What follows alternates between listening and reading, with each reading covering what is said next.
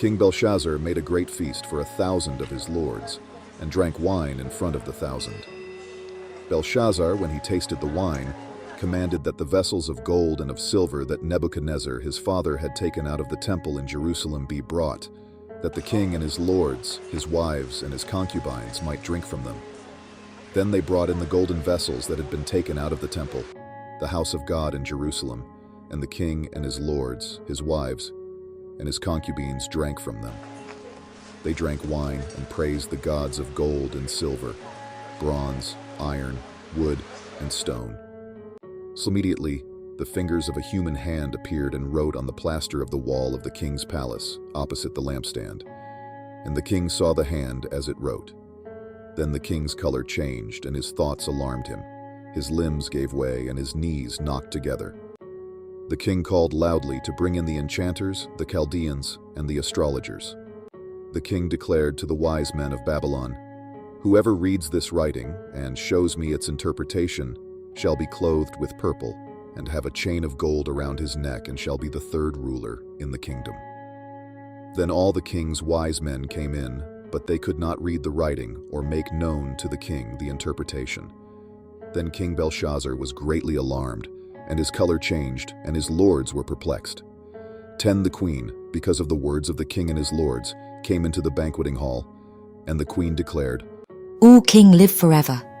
Let not your thoughts alarm you or your color change. There is a man in your kingdom in whom is the spirit of the holy gods. In the days of your father, light and understanding and wisdom like the wisdom of the gods were found in him.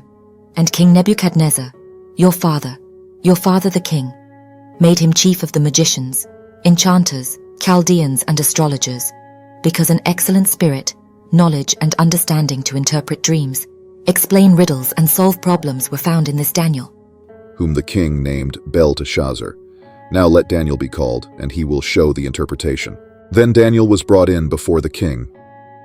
The king answered and said to Daniel, You are that Daniel, one of the exiles of Judah, whom the king my father brought from Judah.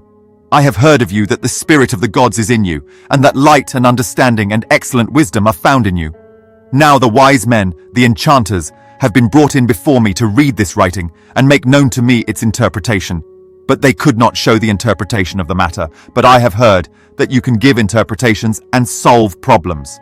Now if you can read the writing and make known to me its interpretation, you shall be clothed with purple and have a chain of gold around your neck, and shall be the third ruler in the kingdom.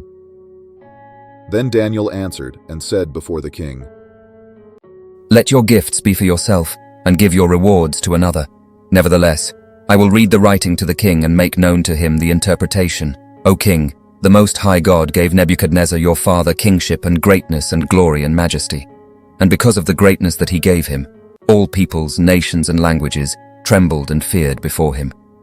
Whom he would, he killed, and whom he would, he kept alive. Whom he would, he raised up, and whom he would, he humbled. But when his heart was lifted up, and his spirit was hardened so that he dealt proudly, he was brought down from his kingly throne, and his glory was taken from him. He was driven from among the children of mankind, and his mind was made like that of a beast, and his dwelling was with the wild donkeys. He was fed grass like an ox, and his body was wet with the dew of heaven, until he knew that the Most High God rules the kingdom of mankind, and sets over it whom he will. And you, his son, Belshazzar, have not humbled your heart, though you knew all this, but you have lifted up yourself against the Lord of heaven. And the vessels of his house have been brought in before you, and you and your lords, your wives, and your concubines have drunk wine from them. And you have praised the gods of silver and gold, of bronze, iron, wood, and stone, which do not see or hear or know, but the God in whose hand is your breath, and whose are all your ways, you have not honored. Then from his presence the hand was sent, and this writing was inscribed. And this is the writing that was inscribed: Mene, Mene, Tekel, and Parsin. This is the interpretation of the matter. Mene, God has numbered the days of your kingdom and brought it to an end.